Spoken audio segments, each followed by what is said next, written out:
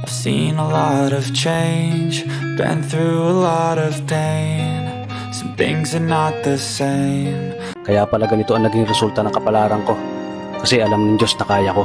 Sa edad kong to, napagod na akong magmadali. Kaya lahat ng ginagawa ko ngayon, ini-enjoy ko na lang. Siguro sa dami na rin ng aking pinagdaanan, napagtanto ko na ang buhay ay mas malawak at mas mahiwaga pa sa mga problemang dumarating sa buhay natin. Tumatanda na tayo, baka sa kakahabol natin sa masagana at maayos na buhay, ay hindi na natin na-enjoy ang buhay. Baka nabubuhay na lang tayo dahil nape-pressure tayo sa sasabihin ng ibang tao. Marami na rin akong mga naging maling desisyon sa buhay, pero lahat yun nagsilbing aral sa akin at natuto ako sa mga pagkakamali ko. May mga taong sobra nating mamahalin at bibigyan ng halaga, pero ibabalik lang sa atin ay kabiguan at matinding trauma. Kaya wag nating lilingunin ng mga taong tulad nila dahil mas payapa kapag hindi ka na interesadong malaman pa kung ano pang balita sa kanila. At wag mong idepende ang sarili mo sa kahit kanino. Tandaan mo, kahit sarili mong anino, iiwan ka din nito kapag madilim na ang paligid mo. Thank you so much for watching mga idol. Have a great and blessed day.